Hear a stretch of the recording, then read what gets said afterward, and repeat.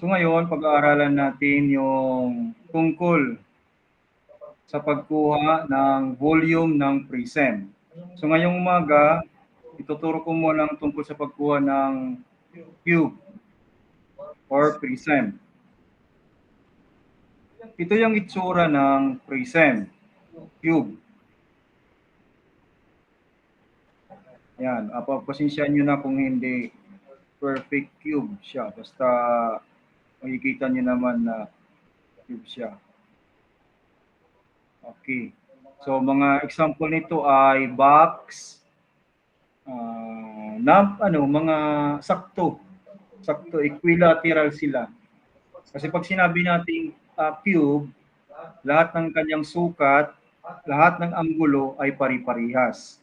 Ang sukat dito ay kaparehas ng sukat dito. Ang sukat din dito ay kaparehas ng sukat dito. Basta lahat ng kanyang length ay pari-parehas. Okay, ano naman ang volume, ang formula nito? Ang formula,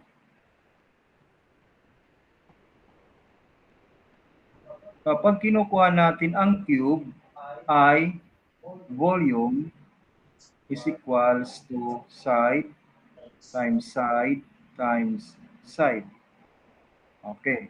So, ano ba ang sides na yan? Ito yon, sides times sides times sides. So, sabihin natin ang side ng drawing kong ito, aking 3D shape na ito ng ball ng cube ay sabihin natin 5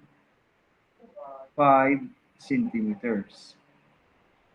So, kukunin natin 5 centimeters times 5 centimeters times 5 centimeters.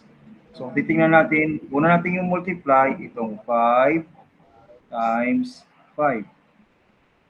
Okay, so 5 times 5, that is 25. So, 25, ito namang 25, i-multiply naman natin. May natira pa, ito pang 5, diba? So, times centimeters. Nakalimutan ko pala, sorry. Okay, so pag 2 centimeters, dalawa. So, 1 centimeters lang ilalagay natin dyan. So, bibigyan natin. So, 2 centimeters magiging, lagay natin dito, 2 centimeters. So, squared centimeters. Pag-aralan natin yan sa area. Now, mayroon pang natirang isang 5. So, multiply natin dito times 5 centimeters. So, 25 squared centimeters times 5 centimeters, that is 125. 1 centimeters lang yung lalagay natin. So, kung dalawa dito plus isa, magiging 3 na. Okay, paano naman ang pagbasa niyan? Babasahin natin ito ng 125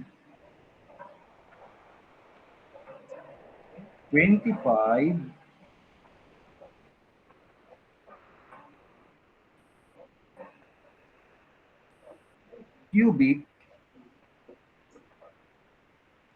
palitan ko lang itong centimeters, cubic centimeters. So, babasahin natin yan ng 125 cubic centimeters. Hindi 125, ha? 125. Hindi ako, alam niyan na hindi ako inaasi yung ganyang sagot na 125. Tandaan ang word na ito, ang cubic. Ha? Okay. Next example. Pwede rin natin diretsuhin kung gusto ninyo. Pinakita ko lang sa inyo ang kung paano ang pagsagot ng mano-mano, ika nga nila. Ito naman, tingnan naman natin dito sa akin example na isa. Lalakihan ko ng aking cube dito. Okay, mali ang pagkakaano dito, ganyan. Okay, sa cube na ito, gamitin naman natin dito ay 2.5. Mayroon ng decimal point.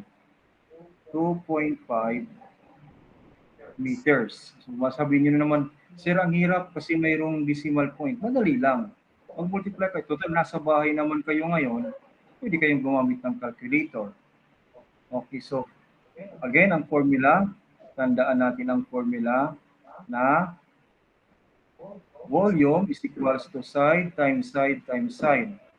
So volume equals side times side times side, or S times S times S. Okay? So ano ang side ng example ng aking dito ng aking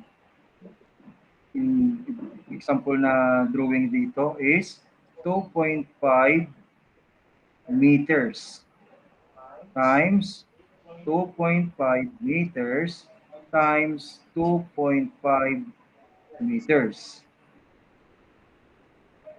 Okay. Unahin ko munang sagutan yung dalawa. 2.5 times 2.5, that is equals to 6.25, isang meters lang, squared meters.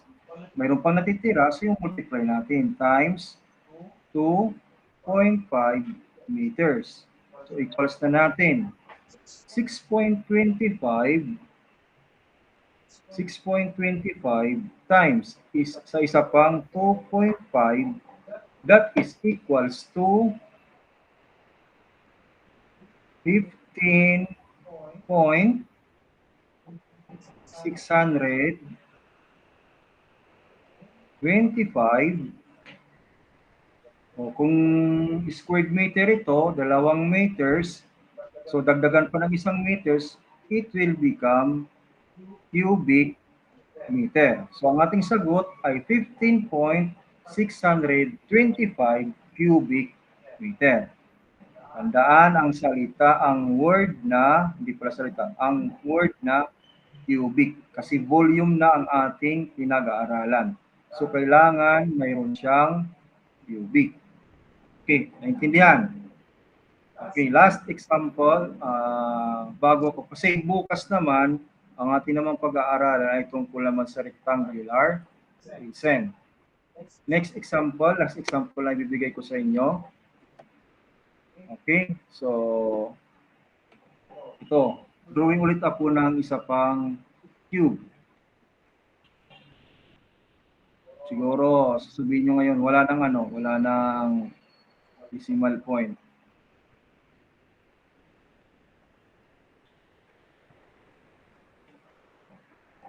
Para mabilis yung maintindihan. Sabihin na lang natin ito ay 9. 9 meters. Okay, so formula niya is volume is equals to side times side times side. Okay, so side niya is 9 meters. 9 meters times 9 meters times 9 meters. So 9 times 9, unahin mo natin yung 9 times 9. 9 times 9 is equals to 81 squared meter. So mayroon pang natitirang isang 9, i-multiply natin dito. Times 9 meters. So 81 times 9, multiply natin 81 times 9, that is equals to 729 cubic meter. Napakadali lang. Yan lang ang ating topic ngayong umaga. So sana naintindihan ninyo. Good luck. Goodbye pala. Goodbye, children.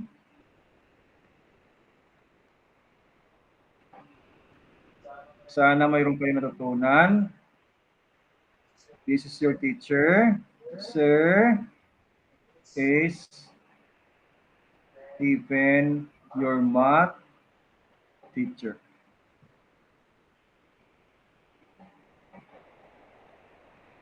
Okay, so goodbye children. Ingat kayo palagi at uminom palagi ng maraming tubig. Adios.